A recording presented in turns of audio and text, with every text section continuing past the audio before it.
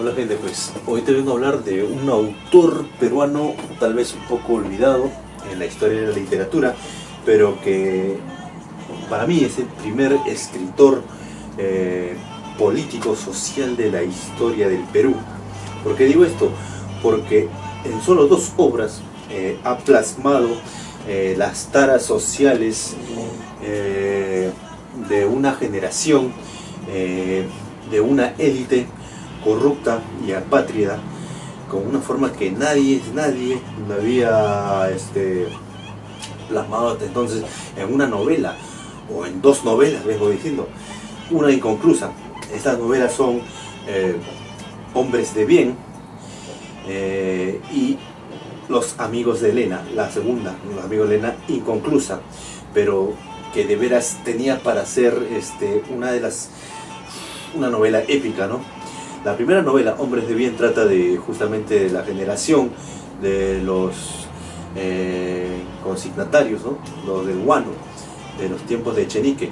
En esta novela muy particular, porque Fernando Casós relata o da a los principales autores, como el mismo Peset, Prado o Balta, con nombres así como alias, ¿no? Por ejemplo, a Balta le llama Tabal, al otro le llama Campos, al otro le llama Cepet, ¿no?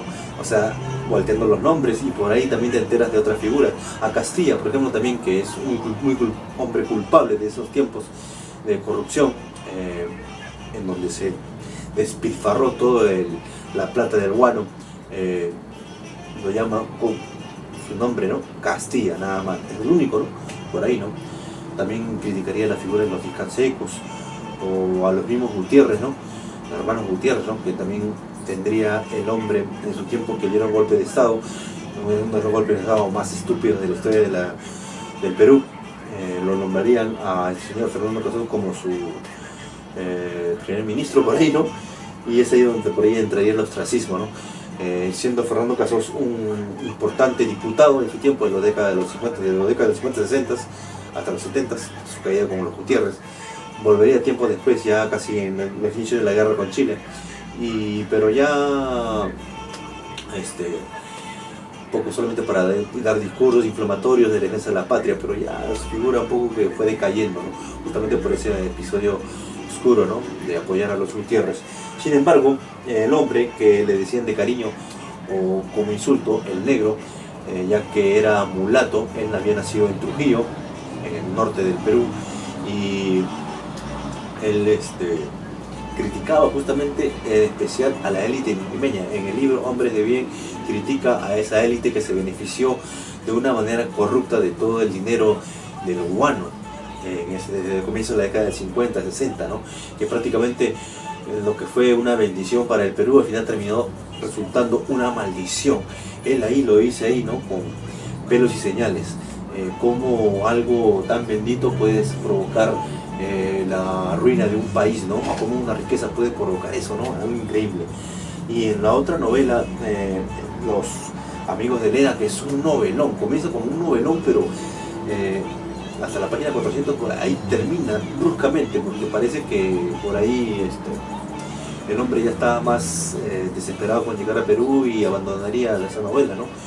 Pero ahí relata, o sea, las aventuras de dos muchachos y una chica, Elena, en la que esta se ve enredada de líos de amor, porque ama a uno pero al otro no.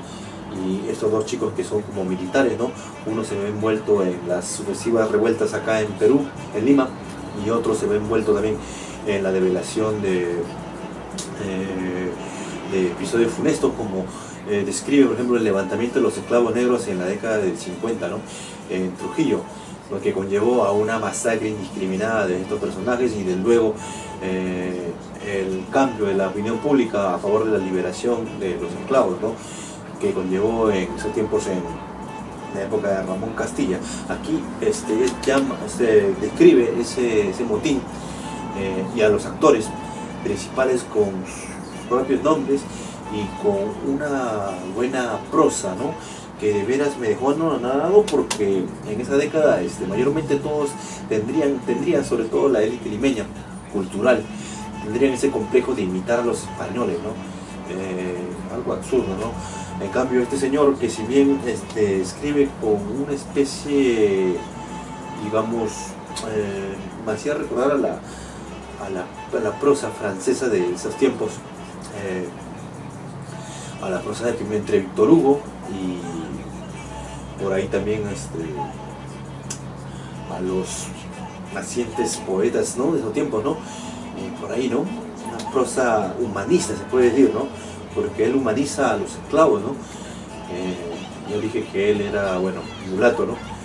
Y pues, wow, un documento muy importante para develar también las tradiciones, la cultura de ese tiempo, ¿no? Cómo eran las cosas de ese tiempo, ¿no? Fernando Casos, un hombre olvidado, y de primeras que era el primer escritor novelista político de la historia del Perú, que de veras esas 2 obras deberían ser patrimonio de la literatura peruana, ¿no? Y qué lástima que estén ahí prácticamente en el olvido, ¿no? Yo lo he descargado de Google Maps porque es muy difícil encontrarlo así en físico, muy difícil.